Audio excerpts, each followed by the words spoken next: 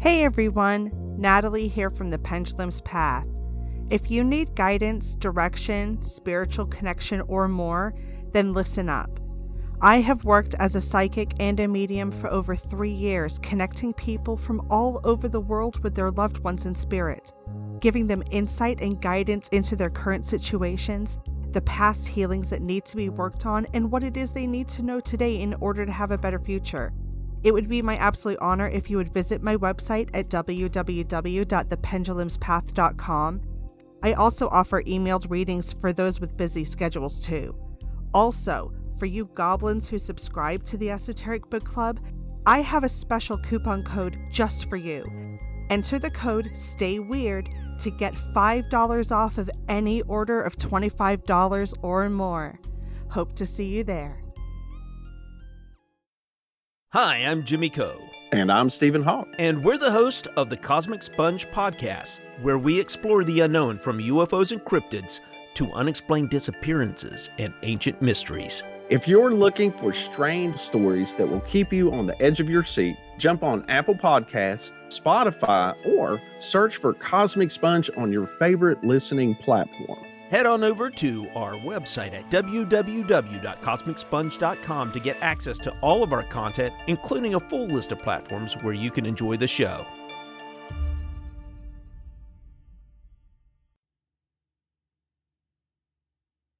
The Esoteric Book Club is brought to you through the generous support of members of the Esoteric Archive, specifically Annie K, Soul Rising Studios, and Grand Inquisitor Samantha. If you would like to join the Esoteric Archive, go to patreon.com/Esoteric Book Club. Your donations help to pay server costs, purchase reading materials, and it's helping me pay off the Men in Black. Have you ever had an interdimensional being place a lock for both time and space on your coffee pot? It's not fun. I need my coffee. Enough about all that. It's time to get weird. One of my favorite metaphysical memes right now shows a father sitting in his easy chair with one child on his lap and another sitting at his feet. One kid asks, "How did you get mommy to love you?" The father's reply is, "Your mom believed in shit like astrology, so I texted her at hours like 11:11 so she would think that it was destiny." In all honesty, I can't hear anything involving 11:11 with also hearing it in my head being said by a bubbly California girl with a forced giggle at the end.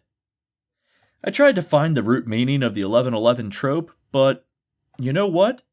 There's just too much other stuff to slog through. It seems like witch talk has muddied those waters so much that I'm seeing everything from it being a spirit message to destiny to simply being synchronicity. Considering that 11:11 will happen twice a day, no matter what we do or how we interpret it, I'm not placing too much stock in its New Age meaning. Although, I do find it quite odd that people tend to wake up at 3 a.m., whether we're in daylight savings time or not. Logically, half of the year we should be waking up at 2 a.m. instead. Weird. Anyway, I know that language changes over time, but the term synchronicity should really be the same. It just seems that people on the internet don't seem to understand the definition.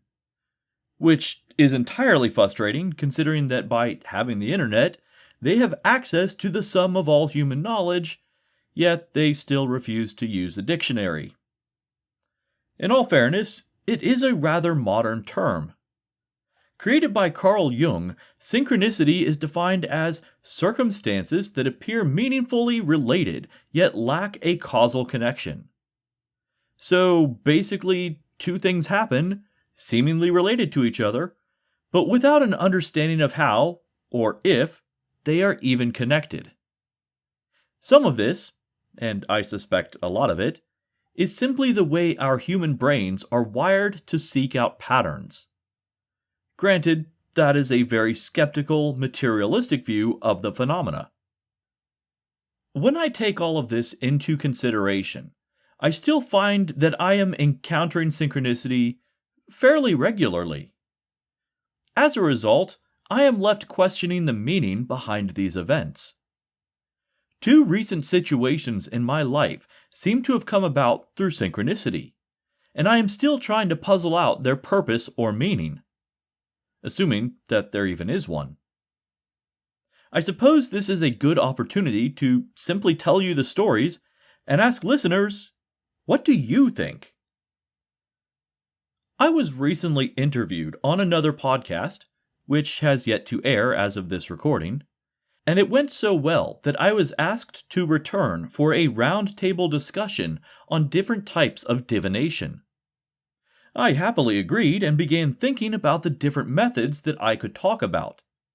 Sure, I could easily discuss a multitude of techniques from an observational point of view, but I would prefer to focus on methods that I have personally experimented with. My personal favorite method is cartomancy, which most people recognize through the popularity of tarot. Cartomancy is a bit more open in its definition, though. It is a sort of divination that uses a deck of cards. That's it. In my case, I use a deck of playing cards. Although, technically, I suppose you could use an Uno deck, but I'm not sure how accurate that would be. For me, tarot doesn't hold much meaning. It's a very specific set of symbols from a specific magical practice. It became wildly popular, and through mass production, it is universally recognized today. So much so that you can pretty much guarantee that there is at least one drunken college girl willing to give you a reading at your local bar.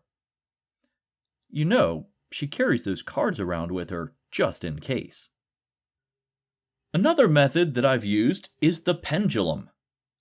This method has also been popularized with the advent of mass production. But, in all honesty, you can still make your own pretty easily. Not to mention, handcrafted pendulums tend to function a bit better.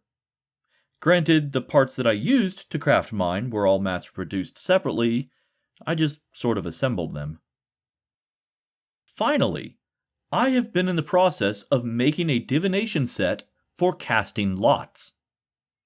I find it amusing that so many people believe that tarot is evil, but casting lots is mentioned frequently in the Bible, so it's okay. In reality, the only major difference between the two is that casting lots uses a collection of physical objects, while tarot relies on illustrations.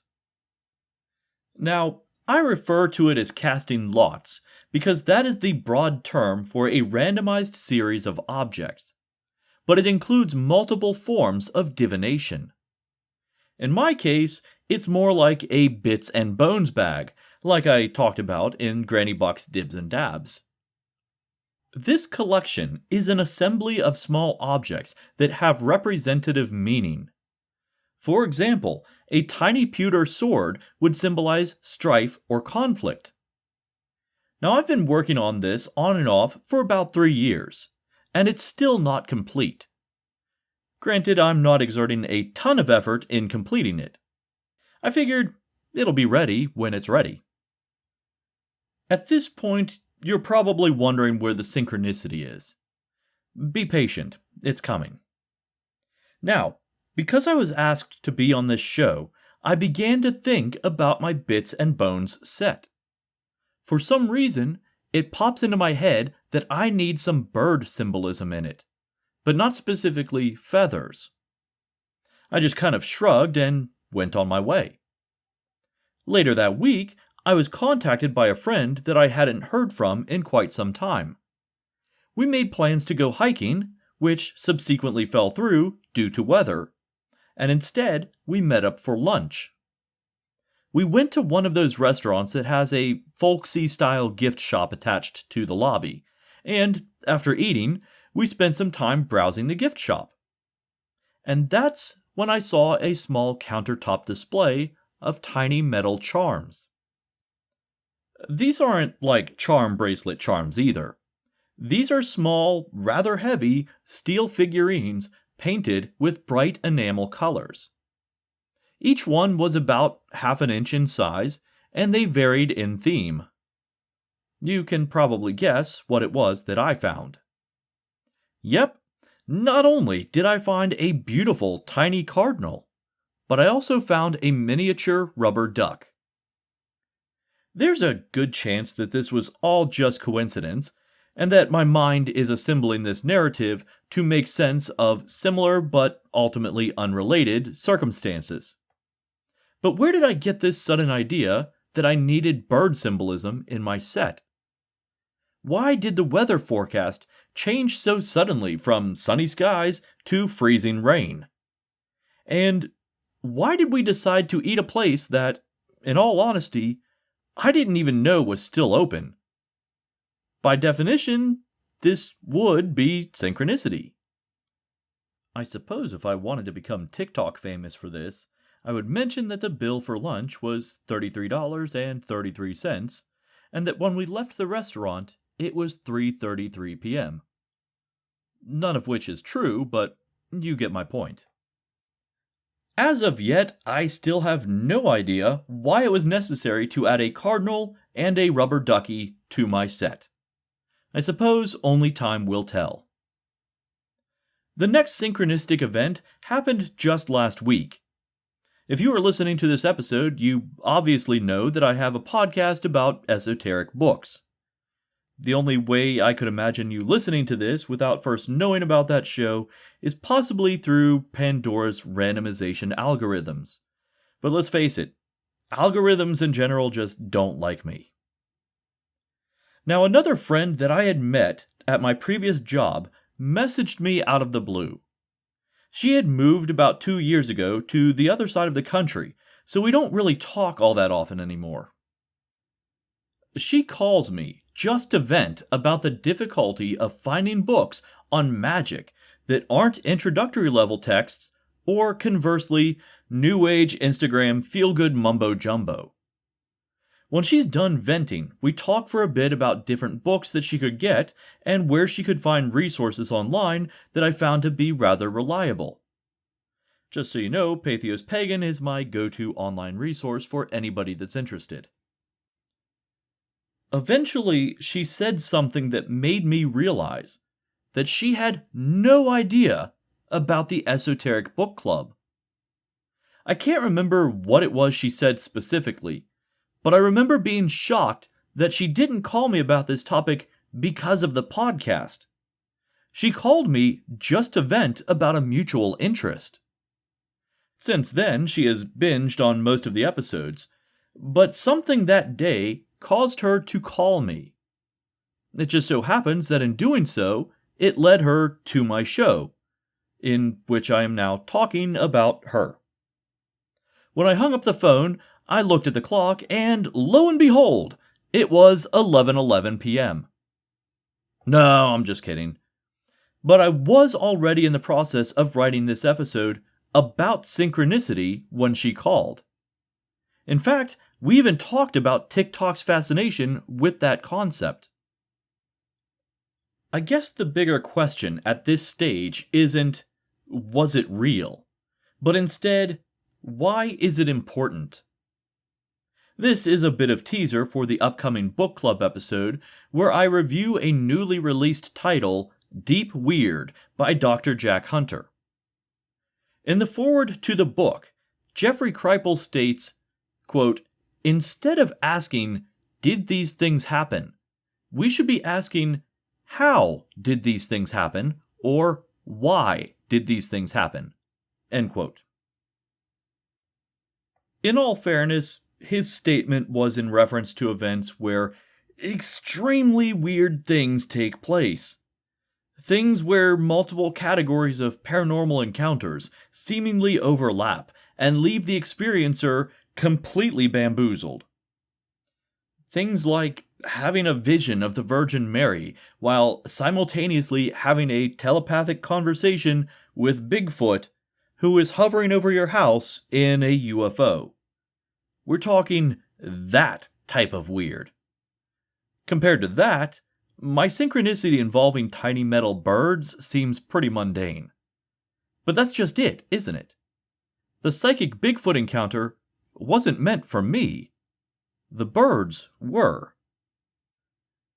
Those of you who know me outside of the podcast know that I am also an ordained minister. In addition to legally being able to perform religious services, I am allowed to perform divination and offer counseling. Now, I don't offer counseling because I am not a licensed or trained counselor.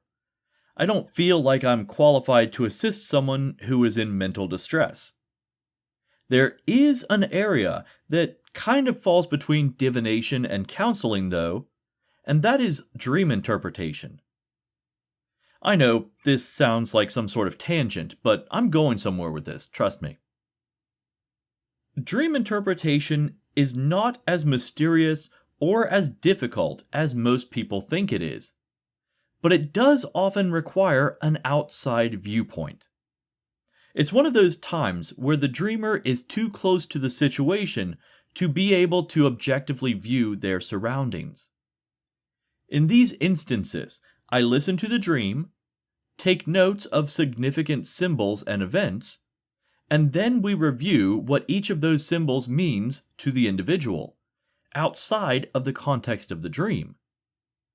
This is also why dream dictionaries are largely bunk. Symbols mean different things to each individual. Even within a single culture, symbols have different meanings, so there is no universal answer. When the process of dream interpretation begins, people usually get a little frustrated because I spend a lot of time repeating a single phrase. What does that mean to you? And that's what brings us back to synchronicities. As an outside observer, I can't answer the question of what does it mean, because it didn't happen to me. More importantly, it didn't happen for me, except in the instances that I mentioned above. So let's apply the same line of questioning to synchronicities that I use for dream interpretation. Let's begin by identifying the key symbols in the first synchronicity that I talked about. The first symbol seems to be pretty obvious, and that's the birds. The birds are the unifying factor behind multiple aspects of this event. The next seems to be the different groups of friends. That's just a surface level meaning, though. It's not the friends themselves, but what role they played in the event. They were a driving force that pushed me towards divination and a re-examination of my bits and bones set. So ultimately, it seems like the next symbol should really be divination. Think of it like this. In dream interpretation, a car may not represent an actual car, but instead may represent a journey. It's the act of motion and travel, not the vehicle, that gets you there. So in my case, it's not the friends themselves, but the topic of conversation that I was having with those friends. Finally, we have a series of disconnected events that all drove me towards the ultimate endpoint. The host of the podcast lives in another country. The other friend who is participating in the roundtable lives in another state. And not a neighboring state either. We're talking like several days' travel by car. The third friend, obviously, lives in the same town as me, but until recently, we worked shifts that didn't allow us to see each other. Then there's the weather. Almost every time I see my local friend, we go hiking. We like being outdoors, and we like the privacy that it affords our admittedly weird conversations. But this time, despite what was forecast, the weather forced us indoors. I feel like this is something that is commonly seen in synchronicity cases. A lot of individual, unrelated events all seem to happen in a way that drives towards an ultimate, equally unrelated goal. Now, defining that part will depend on your worldview. Some people would call this divine intervention. Some would say that it's fate. Some would even simply call it a very strange coincidence. In relation to our upcoming episode, I'll just call it weird. But weird spelled W-Y-R-D. Jimmy, that one's for you. This definition of weird covers a whole gamut of things, including fate, the gods, luck, basically anything that would normally be viewed as chance, but instead seems to be directed. So my synchronicity involves birds, divination, and the weird. Since the weird is largely unknowable, I think it's safe to say that we can't ruminate on that too much. Divination, though, is an interesting aspect, since its purpose is specifically to gain insight into the weird. That's why ordained individuals are legally allowed to do it. So the symbolism of the weird, in conjunction with divination, seems to be pushing me towards actually doing divination. Which is equally interesting since I've been asked to perform divination more times in the past week than I have been in the past year. So that leaves the symbolism of the birds. In my everyday job, my desk sits in front of a window. I have several bird feeders hanging from the tree that is outside that window, and watching the birds relaxes me when I am stressed. Their ability to fly seems so incredibly freeing to me. Even in my dreams, flight is one of my favorite pastimes. I associate flight with weightlessness, but not in a sense of buoyancy in the ocean, but more of a sense of intangibility. I associate birds with spirits, with emotion.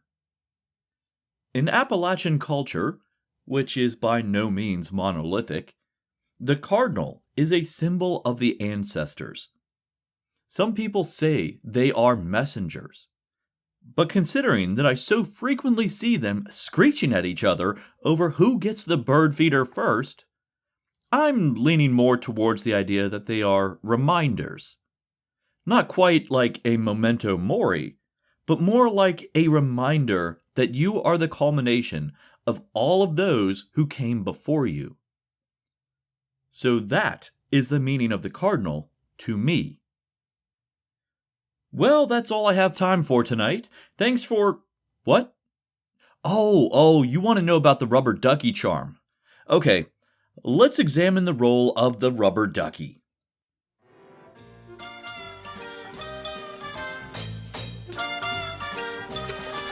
Oh, rubber ducky, you're the one. You make bath time lots of fun. Rubber ducky, I'm awfully fond of you. Vo-vo-vo-dee-o. I know this podcast has an international reach, but most of my listeners are from the United States. Hopefully, if you live outside of the US, you have had the joy of watching Sesame Street as a child. I would say that most of us in the US grew up seeing Sesame Street at least one time in our childhood. I know in my house, one of the few channels that we could actually pick up was public broadcasting. For those who are interested, when I was in kindergarten, we were able to get a total of 3 channels at my home. In fact, it was the child's job to get up and manually turn the dial on the television to change the channel. That's right.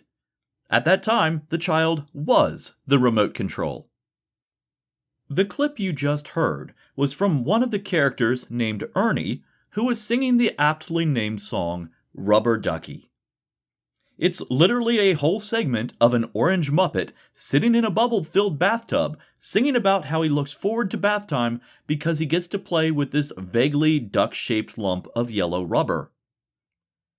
As an aside, did anyone's rubber ducky actually float upright? Every single one I had would flip over since the head was so dense and the body was hollow. Sure, it made bath time fun, but it also made it very confusing for a young child. Upright or not, the symbolism of the rubber ducky is very meaningful to me. It is a symbol of childlike joy. It's that sense of blissful ignorance about the world around me. It is about finding happiness in the moment. I don't know about the rest of you, but I think it would be delightful for that to pop up in a divination reading.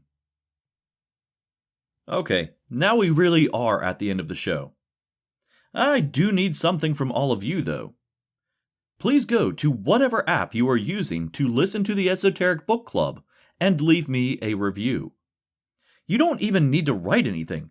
Just click on the stars, the thumbs up, or whatever arbitrary symbol is being used to rate the show. I know every podcaster talks about how it helps out the show, but it's really more important than you'd think. The field of podcasts is not a level playing field. If a show doesn't have reviews, the algorithmic gods will banish them to oblivion. Oblivion meaning that the show will never be recommended on the news feeds. If new people don't listen to the show itself can't grow. Don't get me wrong, you guys are awesome, but I want there to be more of you. And there's only one way for that to happen, and that's by leaving a review for the show. So please, help me out here. Also, is it just me, or does the show feel lacking without an introduction of some sort? I feel like we need music, or sound effects, or something. If you have any ideas, please let me know. The Esoteric Book Club can be found on Facebook, Instagram, Patreon, and at esotericbookclub.org. So until next time, goblins, remember, stay weird. Hi, Techie Joe here. I work with Ace and Knight and some of the best psychics in West Virginia to create amazing live streams and podcasts for the Psychic Coffee Shop Network. Together, we brew up great content discussing news, events, hot topics, and more, all from a psychic perspective. On the Psychic Coffee Shop, we interview amazing authors in the metaphysical realm. Coffee and Tea combines ASIN with Tracy, Dottie, Natalie, or Lady Gwendolyn for the good and the bad of being a psychic. Shameless Self-Promotion with Dottie the Psychic talks to leading and emerging YouTubers and business owners in our community. Mountain Bears brings you the latest in LGBT news and politics. The Psychic That Plans answers the question of, well, how a psychic plans. Plus, we're live on air. We take your comments and your questions, including psychic advice questions. Check out our amazing programming, book an appointment with top psychics, and find out all the wonderful things we have to offer at pcsbnetwork.com today.